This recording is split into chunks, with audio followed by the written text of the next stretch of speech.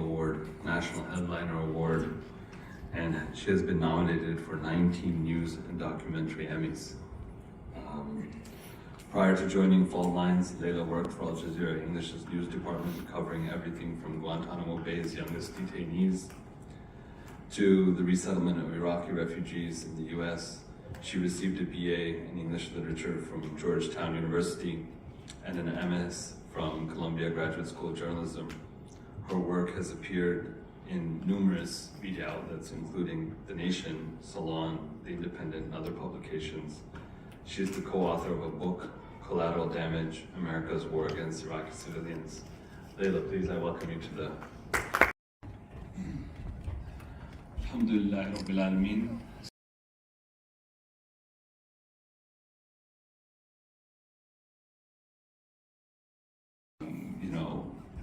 Service by documenting these stories and bringing these to light.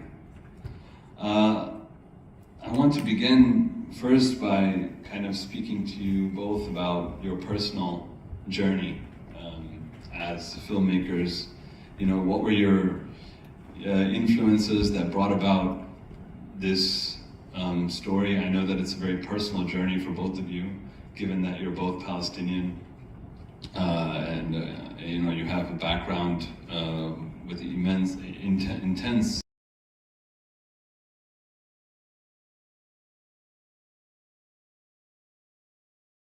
I just received a call from her that she lost her husband. Yes.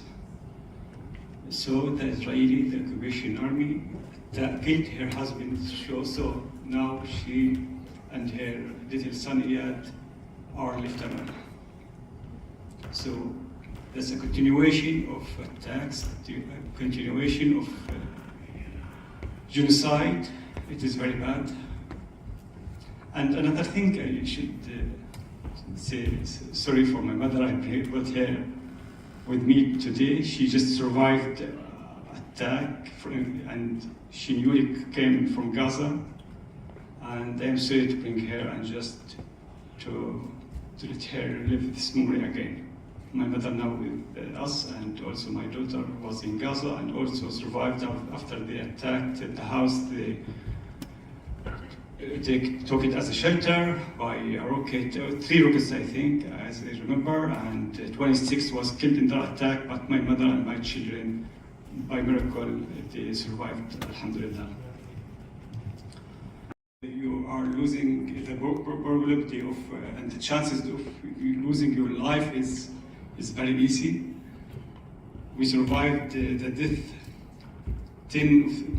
hundreds of times, literally. And we already lost some of our friends, and one in this war, we lost my friend and my colleague, Mustafa Traya. He's a drone operator, and he's also a cameraman. He's a very great man and father of 3 daughters. They attacked him simply because they don't want to let her photo come to you and to be a witness of this genocide. And every day they killed the witnesses and they killed the journalists. And today we lost another colleague. So the number of our colleagues who we lost in this war now about 105, 53, 1. And that's the biggest number from even the Second World War. It was 73 journalists we lost in that war. But in this war, it is not the double, maybe more and more. And in this war, they didn't lift any kind of war crimes. Even, not war crimes, even the tourists didn't dare to commit these kinds of crimes. And it is on the air, it is live. You can see it every day, every moment.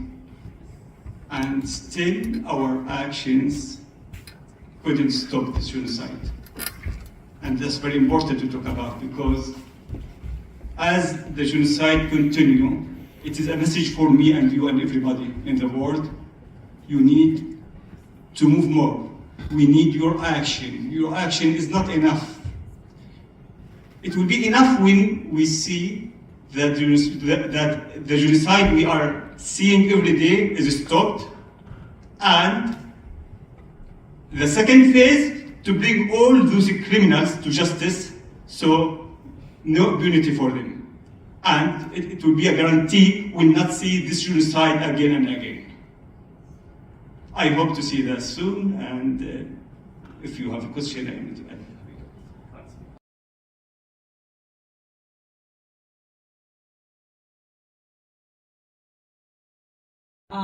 But yeah, that's sort of the team that we put together, and we're really just grateful for all of their work, because we know that it was very difficult. And one thing I should mention is people in Gaza now, because in part of the attacks on journalists, they're afraid to sometimes to speak to journalists because they fear Yeah, I that noticed that some of the voices were distorted. Yeah. Yeah, they're worried that they're going to be targets, even though unfortunately there's no rhyme or reason of who. I mean, Hind Rajab's father, like, why did they attack? I mean, they're just carpet bombing Gaza, and they're just mass killing, and they're committing a genocide. But people are worried that they will be targeted. We saw what happened with the legendary Palestinian professor, writer, poet Rifat al-Arair, who was directly targeted in December after, because he was also so outspoken. So.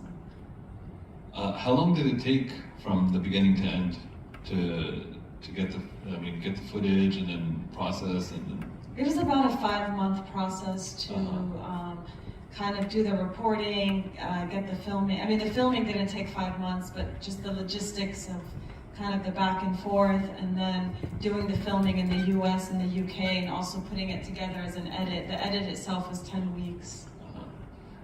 For safety notice, and the Israeli from time to time, they are just pushing us from this neighborhood to that neighborhood, from the place to place. So everybody have to follow up his family needs, and that's another challenge.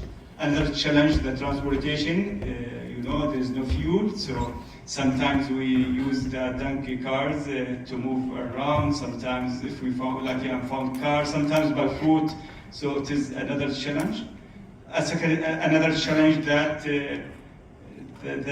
our crews is suffering a lot, the hunger. So imagine they are filming with our very weak bodies. Sometimes you need them to focus, and it is important. It is not easy challenge because to film and to follow up the details, and it is very important in our work to follow up the details. So you are experiencing the hunger. You have a very weak body, and then you challenge yourself. And no, I have to be professional as I used to, and you continue with this challenge. It is not easy. It is beyond any imagination. So the challenges doesn't end. The internet. We don't have internet now in Gaza. We used the eSIM cards, which try to be close to the border, so you can catch Israeli network. So you are connecting remotely to that network, or to search for a high building. And in both cases, it is very dangerous because sometimes the Israeli will target you because you are not in a safe place. So it is easy to target you. Every night we need to upload the materials, especially from the north. It was a challenge, and I was very afraid of my crew's safety, because I know it. Me is a small moment in the film where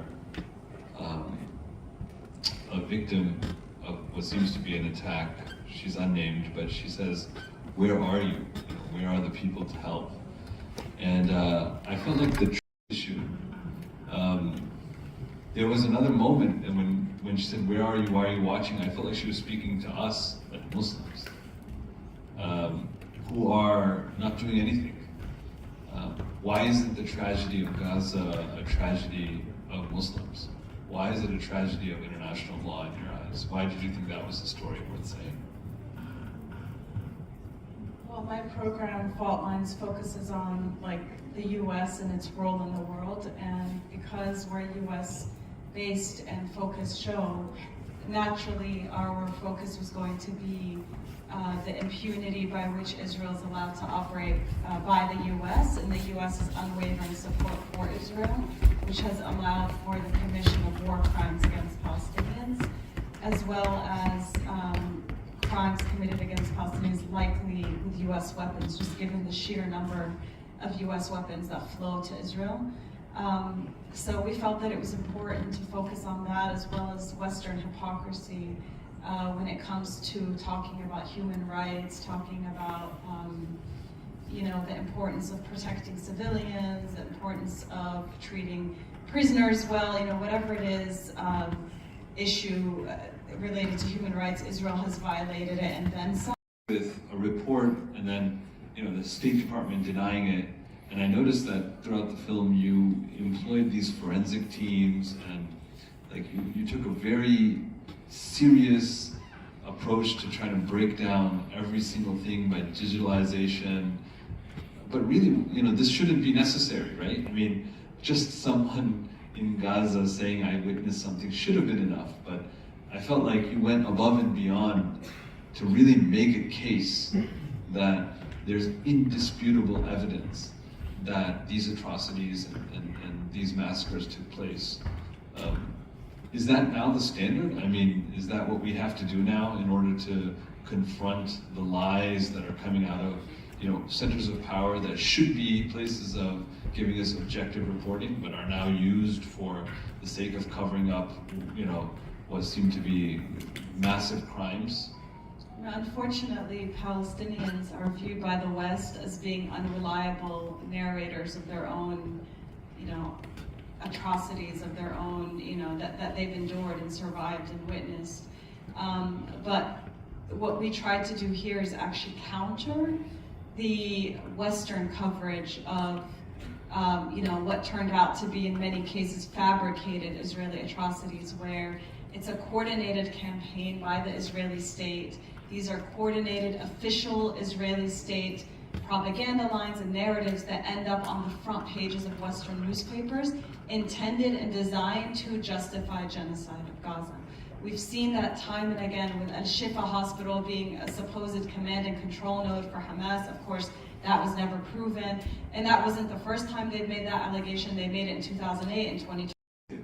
We have a lot of obligations. It's not just seeing the pictures, because if you could choose what to go on the screen and not to go, and we just see samples of the pictures. But actually, sometimes, for example, we are covering not just for the documentaries, also about 30 to 40% of the Jazeera coverage came from our coverage.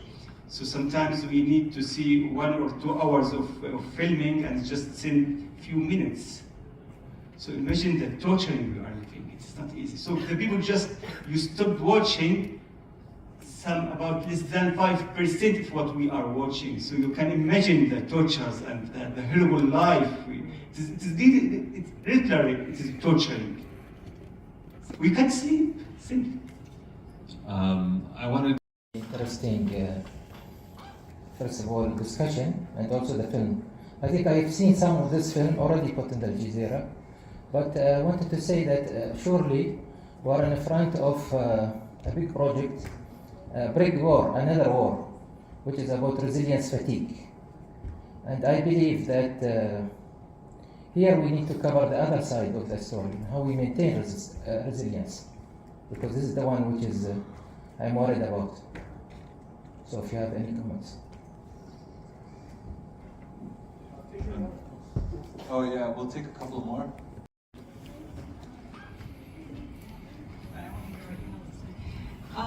Regarding resilience, I mean, that's a really good, important question. I spoke with the writer, Palestinian writer Susan Abu Hawa, who went to Gaza twice in the last 9 months.